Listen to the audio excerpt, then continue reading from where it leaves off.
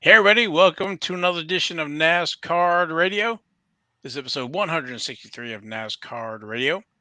I'm your pal Val. With me is the man, the myth, the legend, PSA and White Castle Hall of Famer, Logan. Logan, how are you tonight? I'm feeling sucker punched. I can see why. I can see why. We got a great show for everybody today. We're going to do the racing recap. We're going to talk about, in our main segment, 1982 Kidco.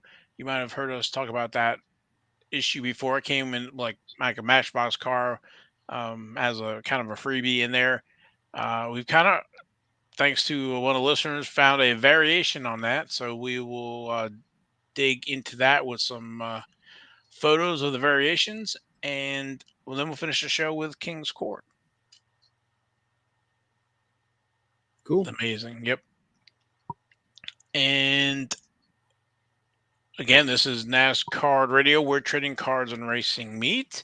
Want to thank our sponsor, Panini America, naturally, and do some shout outs here to Skid Marks, Kyle Katz, Tim Mozzie, Beans Ball Card Blog, and Jason Freeman for the YouTube comments. We read them, so please leave them. Appreciate it. Yep, we love you guys. Sure do. And big shout out to our podcast listener in Australia, Yeah, digging the show. we have listeners in Australia. Like I said, we're worldwide, buddy. Brazil and what was the other one? Ireland, Was it Hong Kong? Maybe I can't yeah, remember. Hong Kong, yeah. Yeah, We've got and then naturally majority in the states. So, and then we appreciate everybody watching on YouTube as well. So if you leave a comment, we'll give you a shout out. If you really like the show, subscribe, and we'll give you your own shout out there. yes. All right, let's work on the racing recap. I had a few races going on in the NASCAR Craftsman Truck Series. That was race number 21, and that was the Love's RV Stop 250. And that was Saturday, September 30th at Talladega Superspeedway. Brett Moffitt was our winner. Highest Fisher rookie was Daniel Dye at position 6. So Yeah, he's a new one on our list to review his rookie cards. yes, he is. And that was a doozy of a race, man. It went like way overtime. Yeah, and a lot of sparks going on in the pits there after the race. Yeah, it's too bad that NBC had, or was it NBC? No, Fox. Excuse me, Fox does the truck races. Too bad they had to cut away so quickly because it ran so long. Otherwise, we could have seen something that happened. Some of the action that resulted in about $30,000 worth of fines. Yeah. So anyway, tell us about Brett Moffitt. I will tell you about Brett Moffitt. Let me get the slide here since there he is. Brett Moffitt. Yes, his rookie cards 2020 Donruss. He has the regular card and the 1987 retro and the different variations, printing plates for that. And there's also the signature series, few versions of that. He's also in 2020 Donruss Optic with different parallels and signatures. 2020 Panini Chronicles, he's in status and status autographs there. And then 2020 Panini Chronicles Spectra and the different parallels for it. Mm-hmm. And just when you thought we're done, 2020 Panini Prism. He has a base card there with all the parallels and signing session autographs. And not to be outdone, he's in 2020 Panini National Treasures with the rookie patch autographs and the social signatures in 2020 Panini National Treasures. Wow. His signature's not too bad. No, you can read it. Yeah. That's always a good indication there. It is, and he's got something in common with the brawny paper towel man. Okay, I give. He's got that '70s porno star stash going on. Okay. Just saying. I got you. I got you. So Brett Moffitt, and then our highest finishing rookie was Daniel Dye at, I think it was position 6. His rookie cards in 2022 Donruss. He has the rated rookie there with the different parallels, printing plates, signature series. He's also in 2022 Panini Chronicles and clearly Donruss, Obsidian, Phoenix, Stars and Stripes, and Spectra. Not to be outdone, he's also in 2022 Panini Prism. What were you going to say? I was going to say, hey, I like that gold autograph. That's pretty cool looking right there. Oh, yeah. It presents very well. And Mm-hmm. then to that point, he's also in 2022 Panini Prism. He has Sensational Signatures, and then also 2022 Panini National Treasures. Wow. It's a lot of Daniel Dye. Highest finishing rookie in the Truck Series. Yeah, I like his cards. I like his autograph too. He's got a good autograph as well. He does. No Yeah. scribble. No, you can kind of make that out.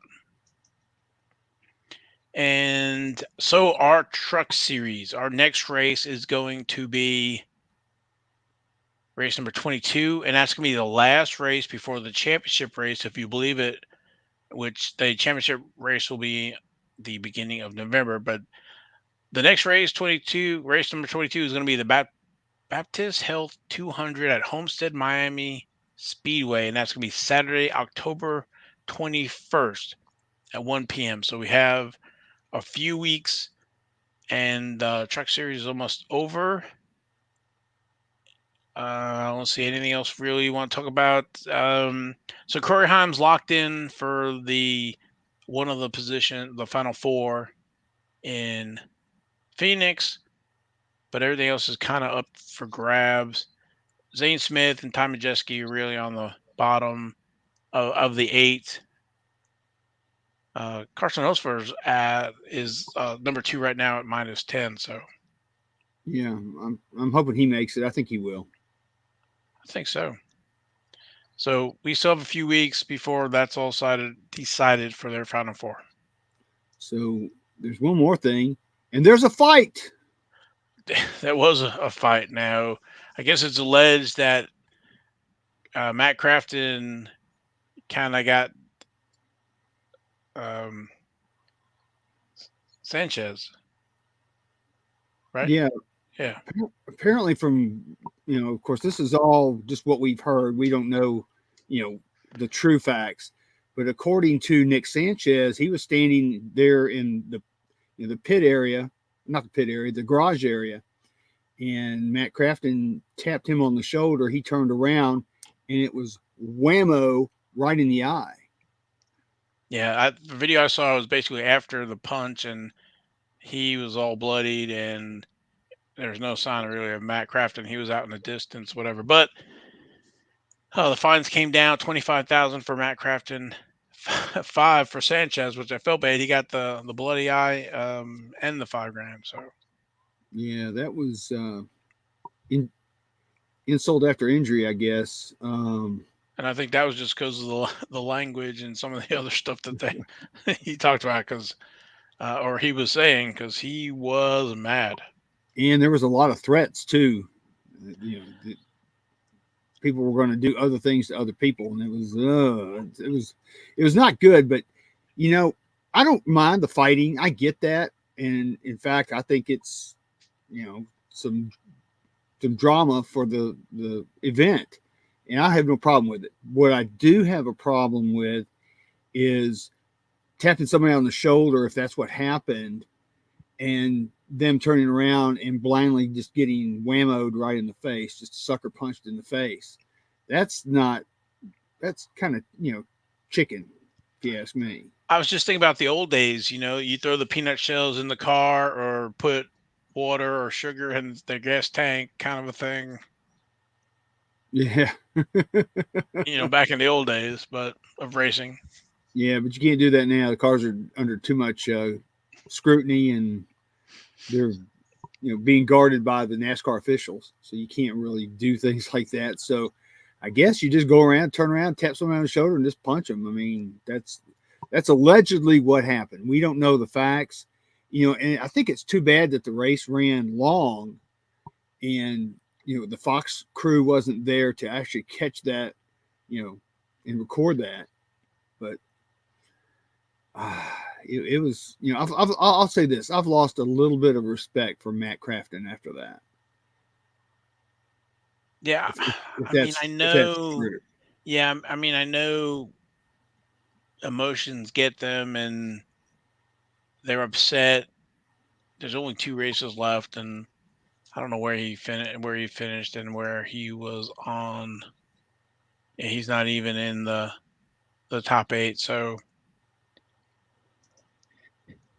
yeah, they make mistakes, and at the heat of the moment, in the heat of battle, they do stuff they regret. So Well, the race had been over for a little bit after this, okay, and they're just standing around the garage area.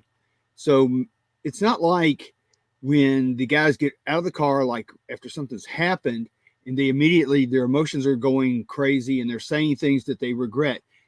Crafton had time to cool down, yeah, and so I'm apparently he thinking, did not. I'm laughing because I was like, oh, okay, now it's premeditated. In a way, it kind of is. I mean, but that's just our opinion.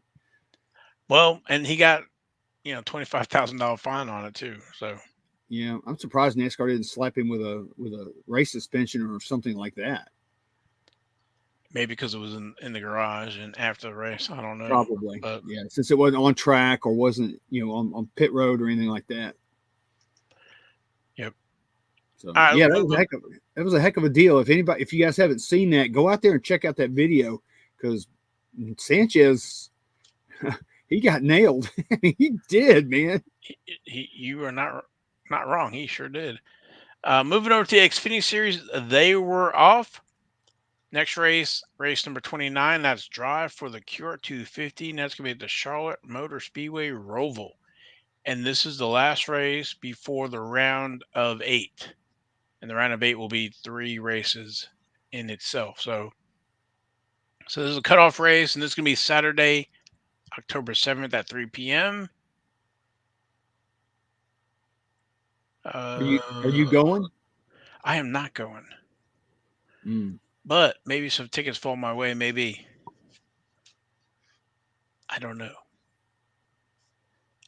Biggest, I guess, on the list right now is Sarah Mayer minus 34, Josh Berry minus 27, Jeb Burton minus 19, and Parker Kligerman is minus one from the elimination line.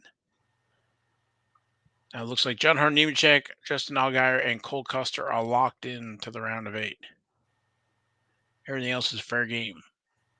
Yep. Hoping Sam Mayer makes it. He's kind of been hot and cold.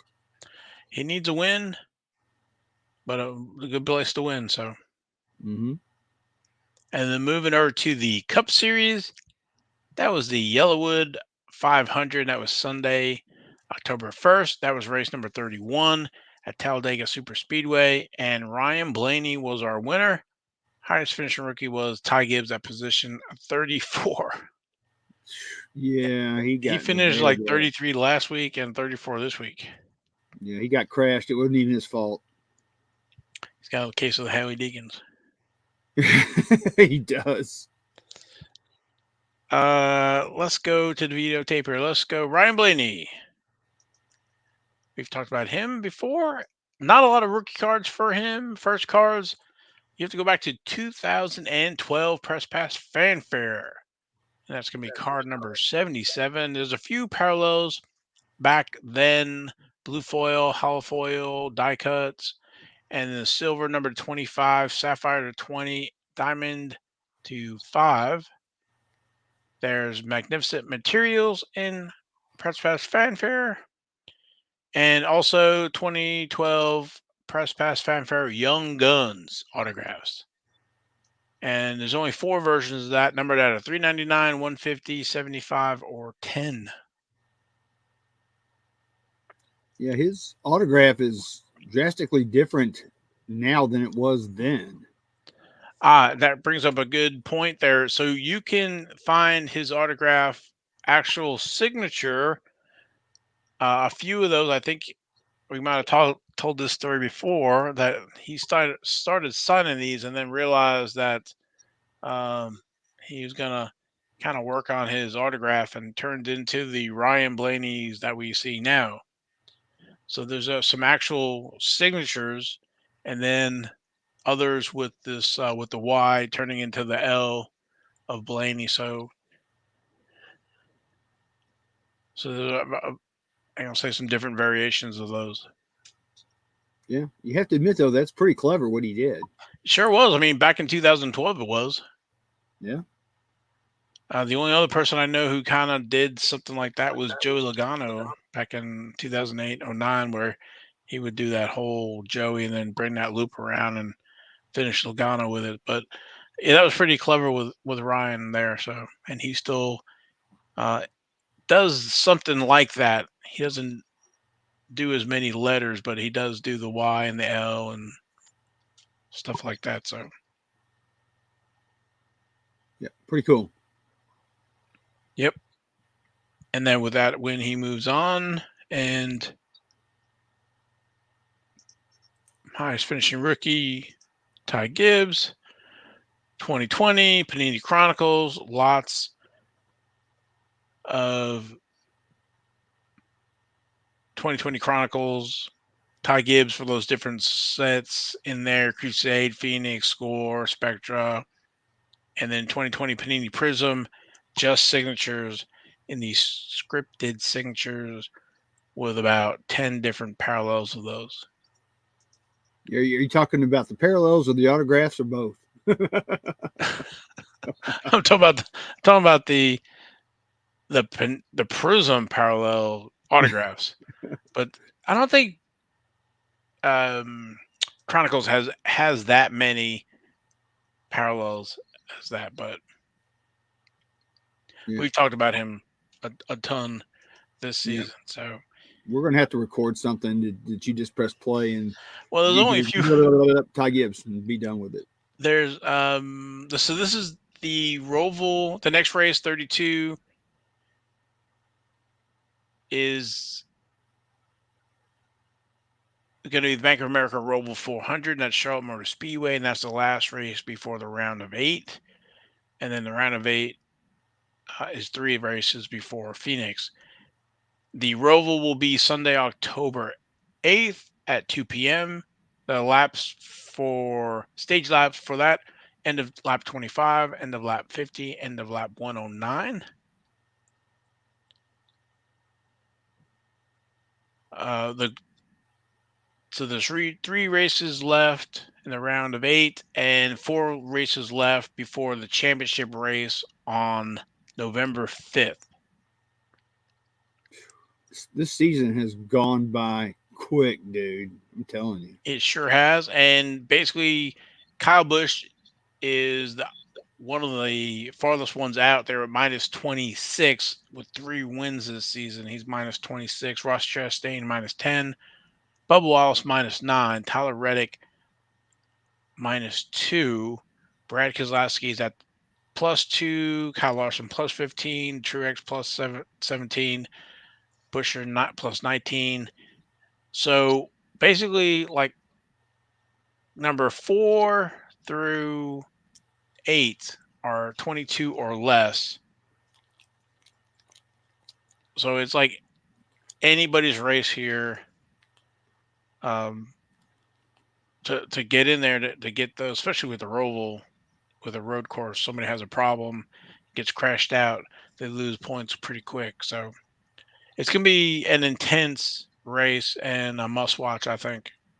Yeah, I don't think Kyle Busch is going to make it. He's had too many issues. I mean, he was strong. He had a lot of mojo early in the season, and they have just steadily just declined since then. He hasn't really done anything. I don't know if the rest of the field is caught up with what Childress was doing, or he's had bad luck, or a combination of both. I don't know. Yeah, we never know what's going on with these guys. You talk about Kyle Busch, and we meant to talk about it last week, but he's selling his truck team, Hmm. and rumors are, he's going to have this. I don't know how much he's selling that for. I would imagine quite a few millions of dollars. Uh, Right. and so rumors maybe is he going to be part owner of RCR? Yeah, we've heard those rumors, so who knows? But So is I've he been very, preoccupied? I guess where I'm going is he preoccupied with some of this other stuff, right? That, yeah, I know this season you want to win, but this is like, life changing if you can get into RCR and kind of pull what Brad Keselowski did with Roush Fenway. You know, right. Yeah, he's got him and Braxton and the family are pretty much set for racing, and um, has a kind of a forever home there. So very true. And you got to think about the franchise. What that's worth. Having one of those franchises. That's like, I think they said now that thing's at least worth at least $20 million itself to own that. So if Kyle Busch can get in on that, I mean, he'll be. You're right. He'll be set. So I'm sure he's got a lot on his plate, but he's had some really bad luck. yeah, well, he just needs a good finish there and a little luck with some of the other guys tapping out. Yeah, I mean, at minus 26 is not horrible. yeah, but he's got to leapfrog a lot of people. I That's the understand that, that's the thing. but one good accident and that could take out quite a few folks. Very true. And it seems like every week the playoff drivers, the majority of them are having issues. Nobody's having a clean race. I mean, you'll have like out of the 12, 8 of them will have issues. So, you're right. It could happen. I mean, I remember that first Roval where was it Truex and Jimmy Johnson were going for it, and they kind of banged and they kind of took each other out, and Blaney ended up winning the race. Yep. It was in third place. So, as you always say, you sum up in two words: you never You know. never know. Yep. Let's see. Anything else? Okay, so that is Cup race. Moving over to Formula One, they were off. Next race is race number 17. That's going to be October 8th at 1 p.m. Eastern. That's going to be the Qatar Grand Prix.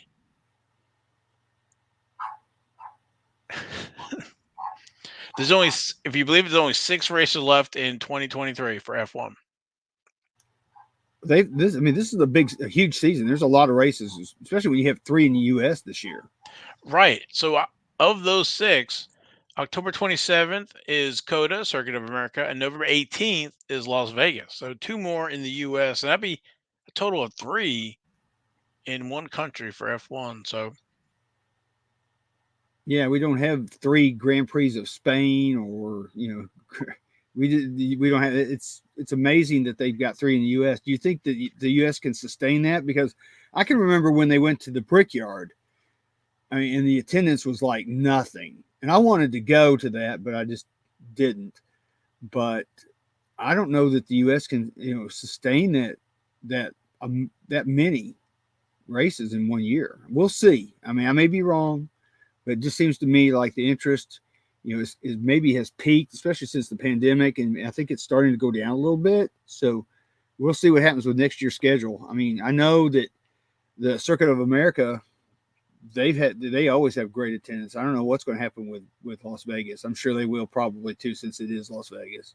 well, maybe, I don't know. I'm just pulling things out of the air here, but Chicago, Nashville. I mean, you could do road courses there and move them around. I don't know. I don't know what they're signed on for. I'll have to do some research on if, because they usually announce, if they've renewed the contracts for so many years. So I have to kind of pay attention for Circuit of America because it's been there. This is coming up, what, third year, I think? Fourth year? Third or fourth year, yes. Right. And then Miami was the second one, and this is going to be Vegas's first one. So we'll see. And with the race this weekend, I believe Max Verstappen has a shot to clinch the championship. Yeah, I think that there's like a qualifying race, and I think he actually has, and it pays points. So I think he actually has the opportunity if he wins that race. I think to maybe clinch and be done with this and put it to bed, and then he'll be on easy streak the rest of the season. And then he clinches 3 championships in a row. Yeah, So, and Lewis so Hamilton hadn't done squat this year. I think he had a few He's podiums, had a but couple podiums, but I mean, and he lucked into one when his teammate crashed. But he just hasn't. They just haven't had the car. I mean, Mercedes is going to have to step it up. yeah. So for Lewis Hamilton, I'm showing he has had 5 podiums. Oh, Lewis Hamilton had 5 podiums this year. So it says Verstappen Oh, 15, Perez 8, Hamilton 5, Fernando Alonso 7, and Carlos Sainz 2. cool. And then IndyCar is done for the year. All And I right. think that's our racing recap. All right, just checking time real quick. Yep. Over 26 minutes in now. But who's counting? Okay, our main segment, the 1982 Tough Wheels Kidco Variations. If you remember, we've talked about this issue a little bit. Um, it's one of those issues that me and Logan like. If I've got a picture here to kind of show you. So it's the on the backer of your Matchbox car, your little metal car from '82.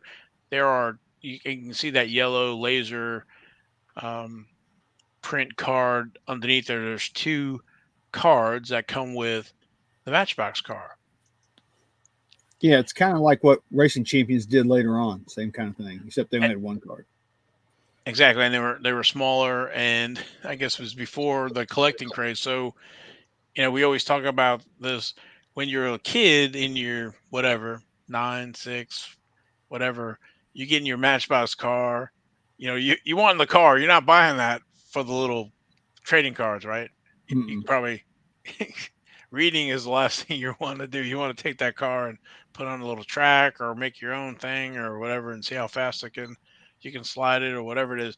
And those little cards, you're pitching or you're whatever, and eventually mom throws them out or whatever. So trying to find those cards um, is tough unless you're finding some unopened packages. So um, Yeah, you're not going to find those cards loose for the most part. Usually, if you're going to get them, you're going to have to buy the cars to get, and that's probably the way you want because you have the chance to get the best condition cards out of the cars, fresh out of the pack. and it's a great little set. We talked about it before. There's a Richard Petty. There's and again, it's just kind of pictures of cars, not necessarily individual drivers. There's the Earnhardt Wrangler car. I think there's an Indy car in there with that Chip Ganassi was driving, as Hmm. well as some other one.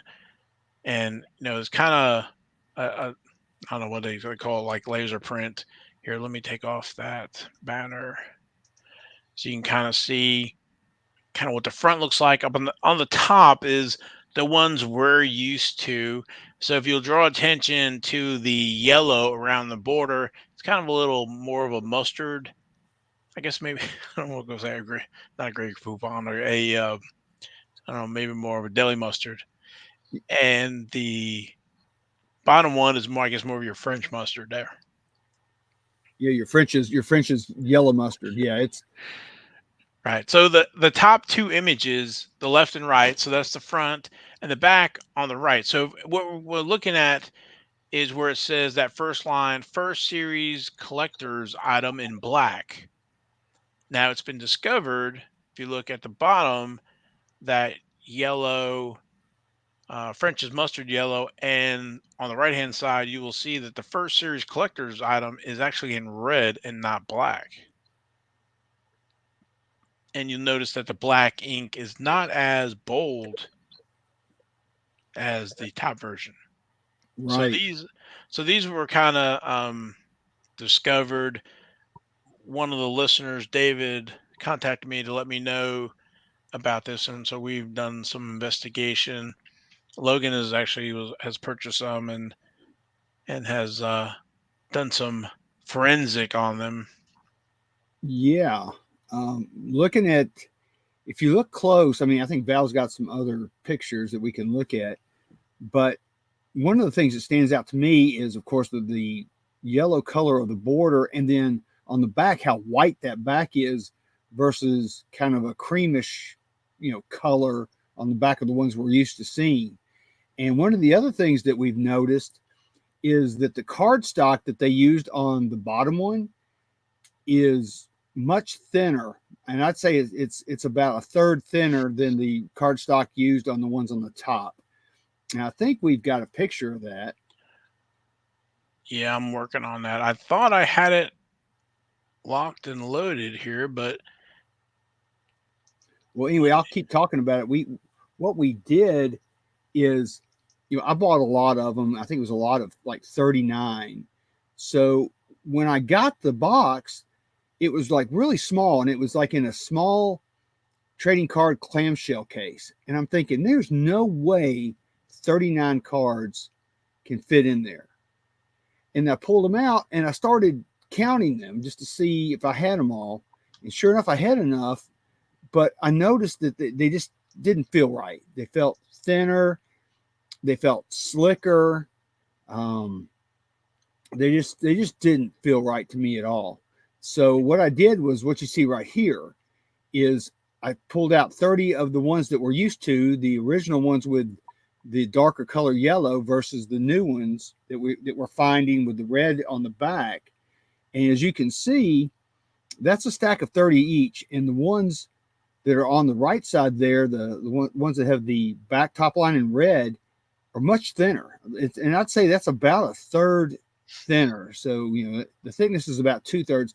And I would have to equate it, if you want to kind of get a reference of the thickness, I would say it's like almost like a poster that you would buy, back in the day. You have a poster of Farrah Fawcett or whatever, take that kind of stock and maybe just a little bit more. And that's the stock that was used on the ones on the right.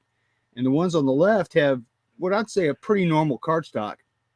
And if you look at it, you can see that the ones on the left, they just stack normally, just like what we're used to seeing cards. But if you look at the one on the right side, you'll notice that it kind of seems to buckle and twist a little bit because of the thinner stock. now so when you hold them together, are they all print or cut the same size? So the one stack on the left looks like if I picked those up, my hand would be able to run down the edge with and be very smooth, like they were all cut at the same time and the same size. Man, you are on the ball, because we haven't even talked about this, but Oh, but okay. but you are right. The ones on the left are fine. It's just like any other card you'd ever get. You stack them; it's a nice smooth stack. The ones on the right side, the ones with the red line on top, with the red on the top, they don't do that. There are some that are just a little bit, a little bit bigger, and you can see it, and you can see it there on the picture, kind of. But you're right, Val. They're not evenly cut. They're close, but they're not like the other ones that are on the left. Interesting. So you are right. That's a great observation, and we did not talk about that before the show, and I didn't even think about saying anything about it. But that's you're spot on. Okay, so let's go in for a zoom on the front. So the one on the top is our deli mustard, and you can see there are print dots in there and in the yellow. And then for the bottom with the red line, our French's mustard, you can see there's no print dots to kind of give it that little darker yellow.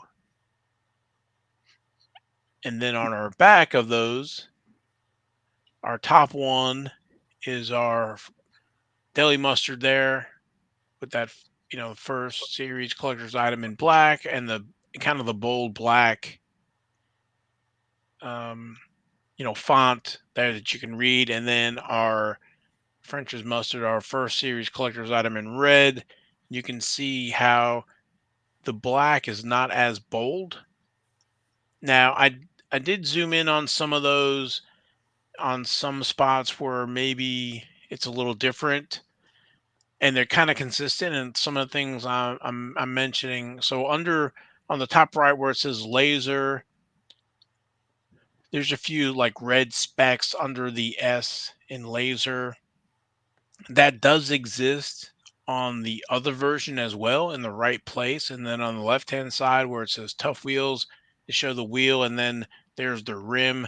Some of those shapes in there are triangles and some other different shapes attached to the triangle to show the rim. Those are consistent with the other version as well. So what's the right word here? The template is the same. It's Yeah, just I would agree it's with that. yeah, so the trademarks, everything is the same except for, that line being the first series in red and black and not as bold. So there's no variations in the type or the text or anything like that. It's just either a printing error, proof sheet, or maybe they were posters and were cut down. They could have been. I hadn't thought of it that way, but they very well could be because one of my thoughts was, hey, did they make like a collector set that we don't know about, or we've never seen, and had made these cards special for that, or something? I don't know. Like I said, this is all pure speculation because we don't know. Right. Unfortunately, this was 41 years ago.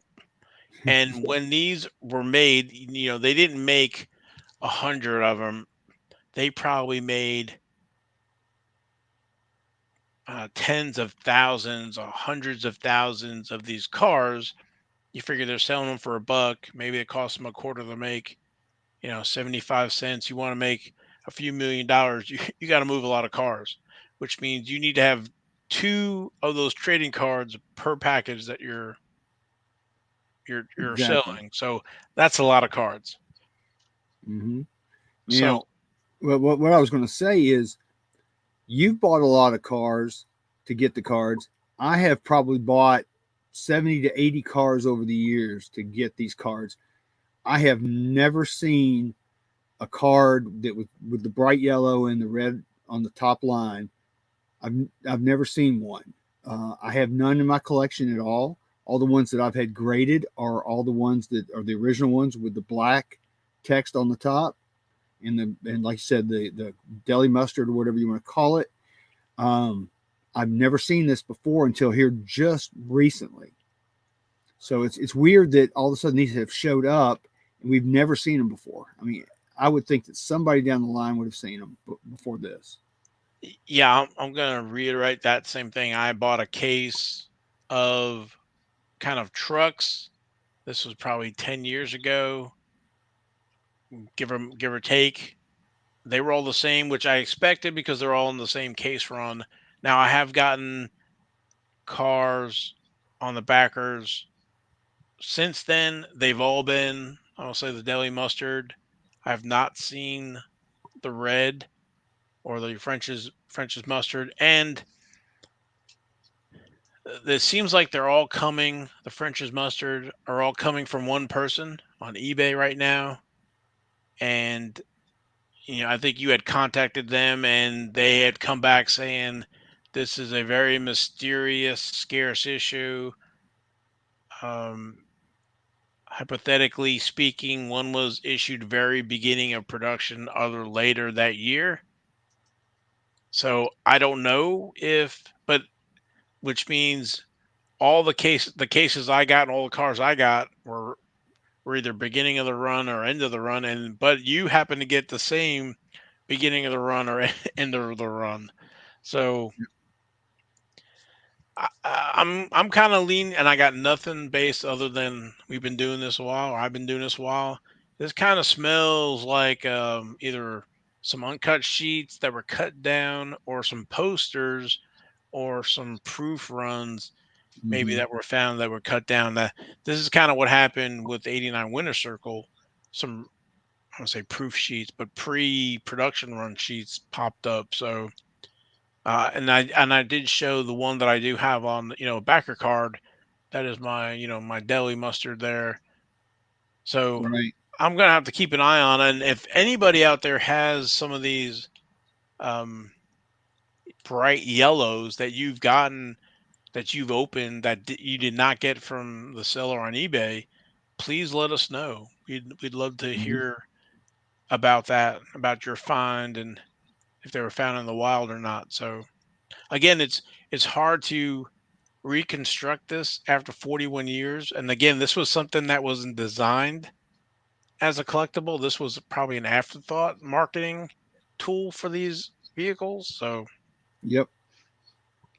and all the records I'm sure are gone. And, we're talking about racing. So at this point, we had, let's see, we had the 72 Unos. We didn't have the 83. The 83 Unos we didn't have yet. The 72 SPTs we did.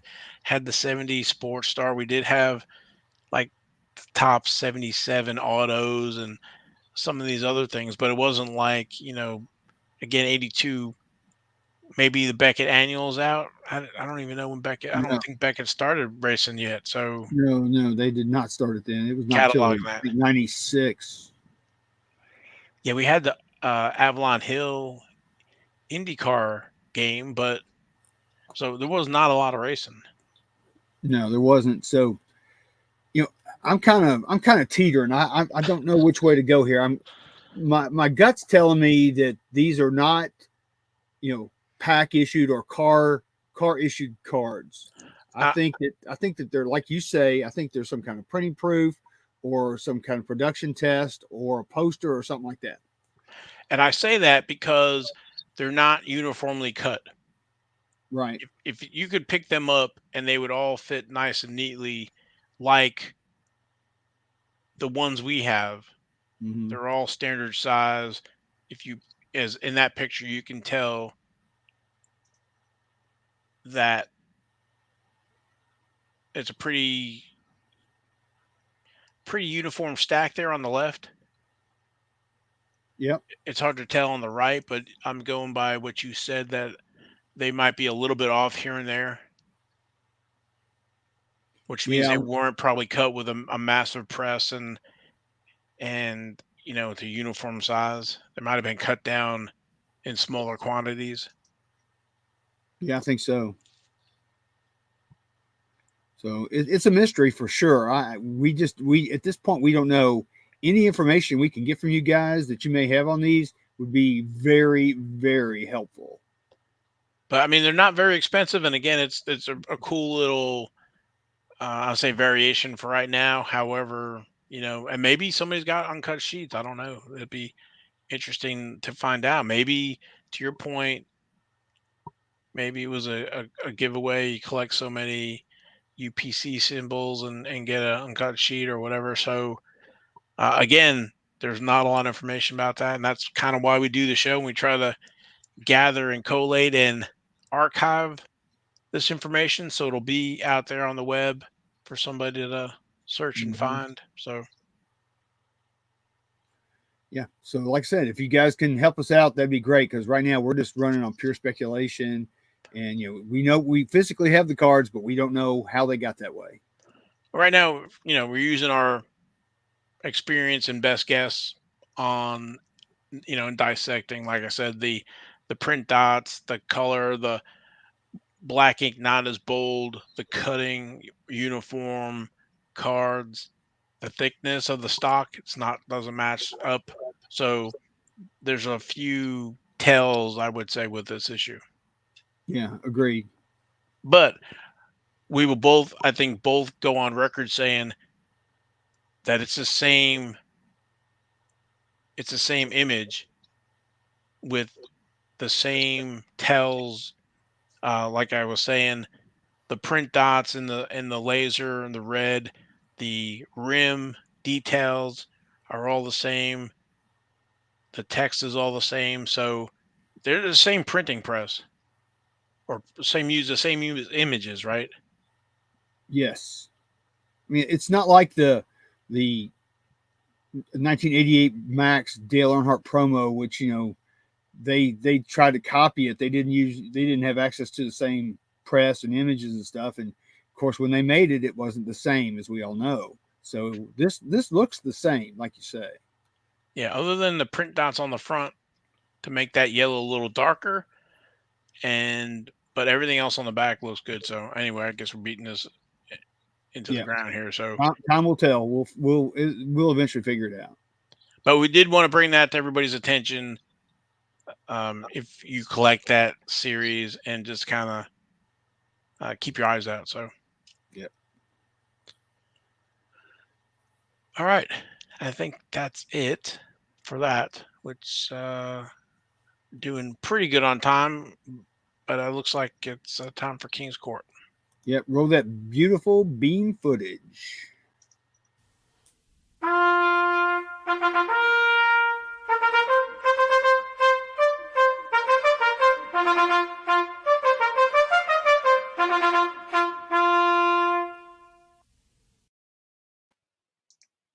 I'm sitting here jamming to the music. It's a good tune. All right. This week's King's Court, we're going to start off with something we were just talking about. This was on the 28th of September. It's a BGS 9 1994 Max Dale Earnhardt short print rookie buyback for, it says buyback 1988 medallion. I'm just going by what the description says. But the seller was asking $1,999.99 for this card. And guess what? They settled on a best offer of $1,100, which is the same price for that 9 that we saw in a PSA holder. I think it was last week. Last week with the letter. Yeah. Yes, with the letter. And this one doesn't. Does it have? It's got the certificate. It's got a certificate. The certificate is not signed, but It sure isn't. Very strange. it does match the number 142. That matches the sticker on the card. So Yeah, I wonder if this was part of the when they went out of business, and this was one of the cards that was left. yeah, that's possible. Yeah, but it's a cool card. It's nice. It's a 9. It's not a 9.5. Go up there and look at what it says about the corners is what dinged it. Ding corners. But You're still a 9, even if the corners were a 9 or 9.5. You're still going to get 9. Your centering and edges, surface were 9s, which I find. I would think the surface would have got a 10, or centering would have got a 10, but yeah, I'm surprised about that as well. But it's a really nice card. Like I said, it's $1,100. Went for the same price as the last one we had last week in a PSA holder. But like I said, that one did have the letter with it though, so that was a bonus. yeah, it's still not a great looking card. Yeah, I love that card. Okay, so next up is our honorable mention number 2. This was on the 1st of October. It's a 2016 certified NASCAR Chase Elliott out of 10 purple rookie, and it says sick patch auto. I'd have to agree with that. That's a sick patch. That is pretty cool in Napa. Yeah, it really is. That card went out for bidding, actually, believe it or not, and it landed at $480 with 49 bids. That's a lot of bids, and that's some change. That is really a nice patch, and we're talking about future Hall of Famer here with his championship win. And I don't know what other sponsor you would associate Chase Elliott with than Napa. So Yes, agreed. And so that, to me, that's just it's a beautiful card. That purple really pops. Yeah, I was looking, and it's not graded, but it looks like it'll probably be 8 or 9. I see Yeah, the because two edges to the left with the white. exactly, the corners and the edges look a little, and that one too. That bottom right there looks a little. So I don't know that that would grade well, but it's still a really nice card. $480. I would say it's about fair. Yeah, I would these days for sure. That just goes to show you how cool that certified was back then. I'm I've said it before with Jason years and years ago. 2016 Certified was one of my favorite issues.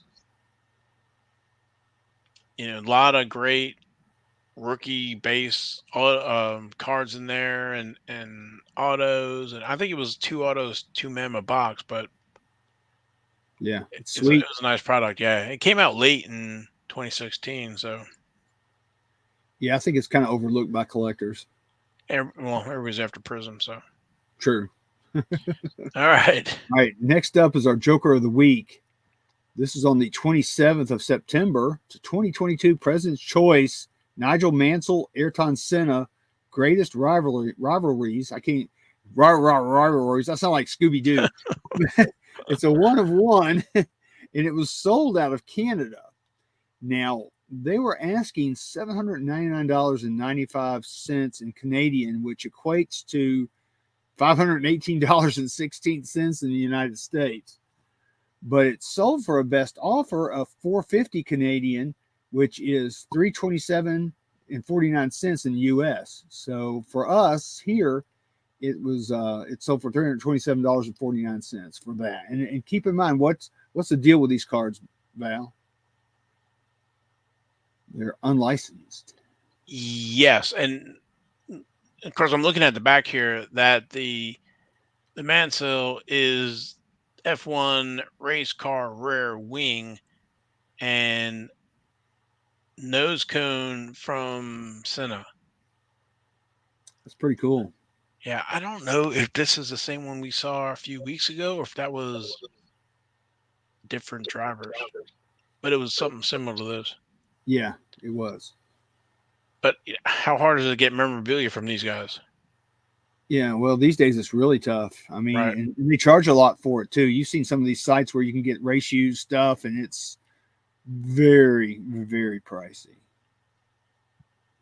Yes, sir. All right, moving on. All right, so let's move on to our Jack of the Week. This is on the 30th of September. It's a 2020 Topps Chrome F1 Lando Calrissian Norris Gold Wave Refractor number 12 of 50 in a PSA. It says PSA 8? That's not right. That's what the description says, I think. It Or no, says no. It apparently, says 12 of no, it doesn't. 74. So the Carter's graded authentic, but the auto's a 10, which is probably smarter on their part because they don't want to Right. get. I don't know if the back's got some damage or not, but the 10 always looks nice, and that's a nice auto, bold auto anyway. Well, it's a scribble. It looks like he just kind of went in circles and just. I think there's a method to the madness there with the scribble. So And I think the description I have here is wrong. So that I apologize for that. Because I was looking at a couple of these. I think one when I go through these things and do the King's Court, I look at not what they were asking, but what they were selling for. So sometimes things go higher on ones that are actually lower down the list. So if that makes any sense. But anyway, yeah, this is a pretty cool card since it's a Topps Chrome F1. It's number 12 of 74. They only did the DNA auto. They labeled the card as authentic. right. So very strange. All right. Next up is our Queen of the Week. This was on the 1st of October. It's a 2021 Prism NASCAR Haley Deegan National Pride Gold Vinyl 1 of 1. And it's a PSA 9. I went back and looked to make sure that this thing hadn't sold recently, and it has not. They were asking $250 for this card, and they accepted a best offer of $200 for this card. In a PSA 9. That's not bad. I Not think for a 101. 101 is already graded. and I like that gold vinyl Yeah, I've always liked to go vinyl. and that black with the red and the black fire suit. I think, and the national pride with the flag there. I think it's a good looking card. Agreed. Totally agree. Yeah. So All yeah, right. and Haley's. I mean, for $200, I mean, I think that's not bad actually. And yeah, I'd agree there. It's not bad. All right. So next up, this one's kind of cool if you ask me. Our King of the Week. This was on the 30th of September. It is a 1989, 1990 TG Masters of Racing Lee Petty. It says rookie, but I guess in a way that it probably is his rookie card. But it's a autograph. It's PSA DNA 10 autograph, and well, actually, I'm looking at what I'm reading the description, and I'm kind of getting a little confused. What is the card? Is a PSA 10. The auto is It's authentic. authentic. Yeah. So that's the deal there. Now I want you to look at this price. They I were see asking 2000 right. $2,000 for Lee Petty signed on the Masters of Racing card. Guess how much this thing went for? They accepted the best offer. 150. Oh God! Try about 10 times that. Get out of here. $1,550. Holy smokes. That's why it's the king. Wow. $1,550. And I say that because, and I haven't been in the market for a Lee Petty auto, but usually they're in the 100, range. Yes. So somebody really wanted this card. Yes, they did. And do I think that card's worth that? No. Congrats to the seller.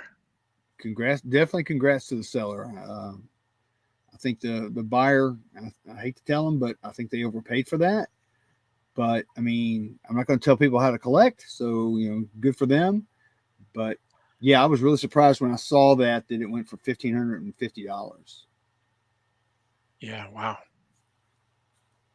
And you can tell that's a later autograph because it's a little shaky.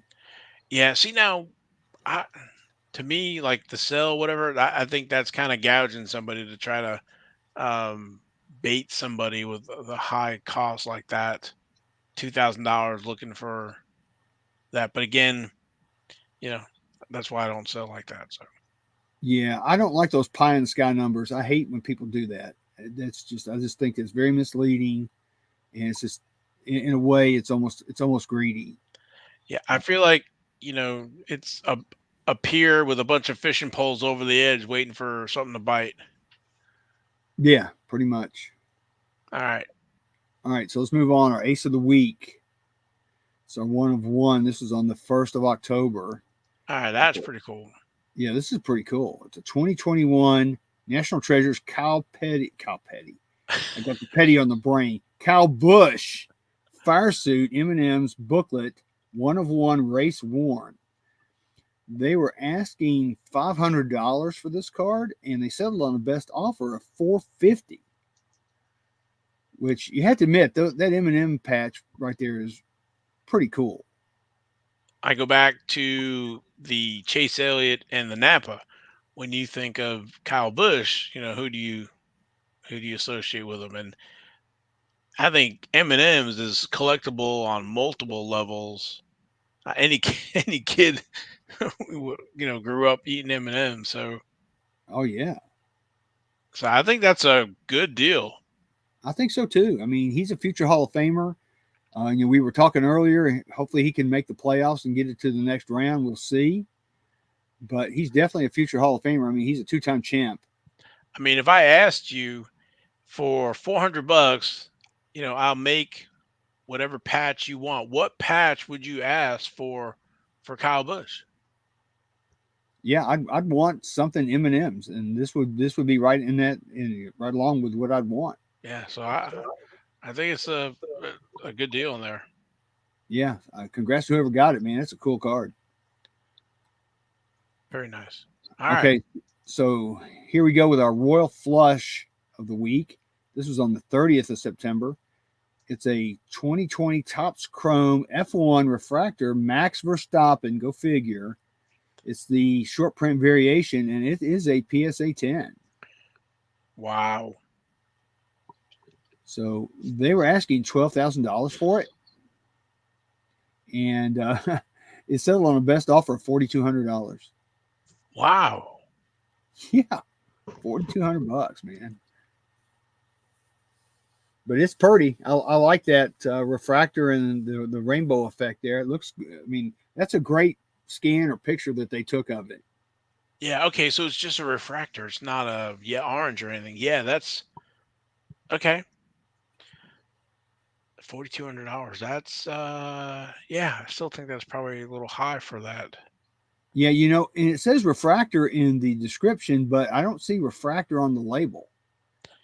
I don't think they labeled them that year refractor, or did they? Oh, maybe the variation didn't get labeled. Well, yeah, or yeah, maybe. I don't know. But But but it's a nice looking card. but to your point, that's interesting. I can't remember. I would have to.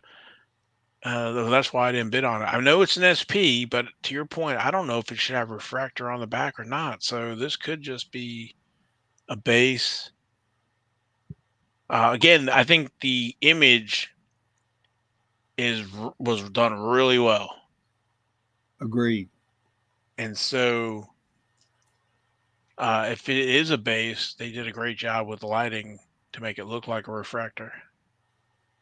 Yeah, and do I think it's worth $4,200? Probably not. Maybe three, something like that. Maybe that would be me. But of course, I'm a cheap guy. Both are, but again, it's 2020. It's a Gem Mint 10, and he's getting ready to win his third straight championship. Yep. So he's definitely on a roll. He could surpass Lewis Hamilton for all we know. I mean, he's definitely on track to do that. Yeah, agreed. All right, Very nice. that's it for this week's King's Court.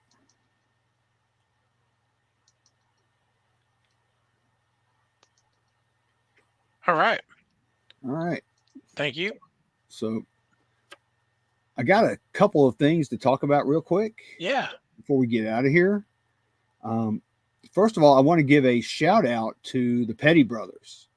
They sent me this really dandy Petty Brothers 75th anniversary sticker, and that's a sticker. I mean, I'll put it next That's to my nice. head. That's pretty big.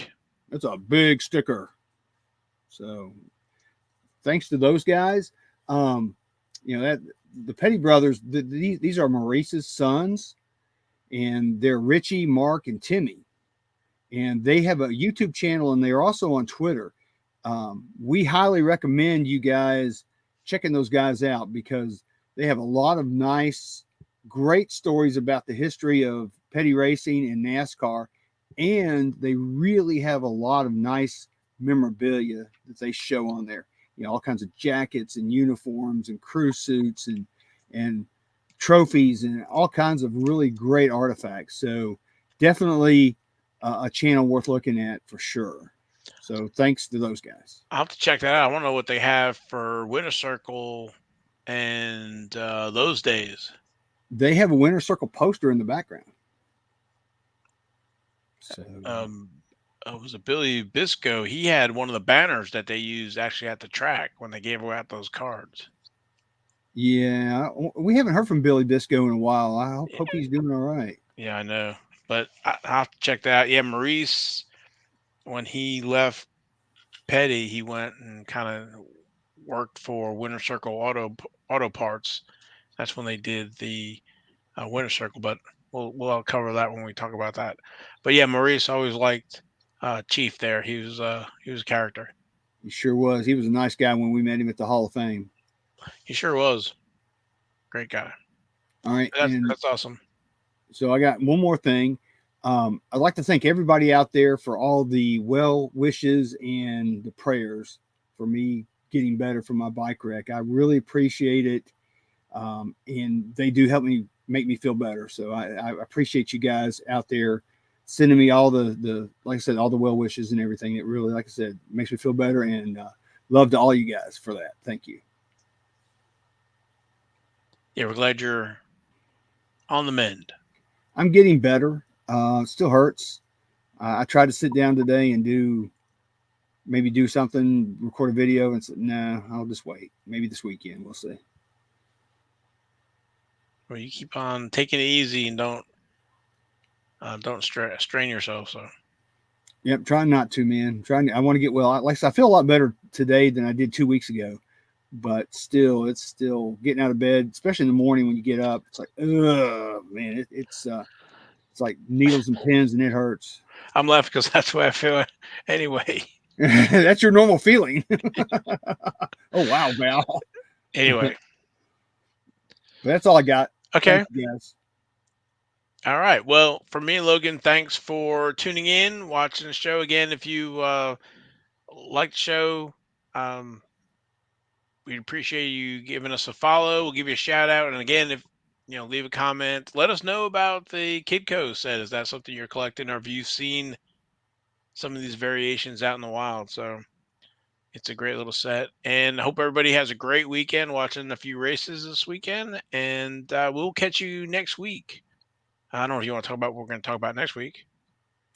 Next week, yeah, I'll talk about it real quick. We're going to do our top 10 Dale Earnhardt Jr. cards next week. So be on the lookout for that. That'll be good. Val and I, we're just going to have a single list. We're going to go back and forth, and we're compiling that list as we speak. Hey, you don't want to miss it. All right, we're out here. We'll see you next week, guys.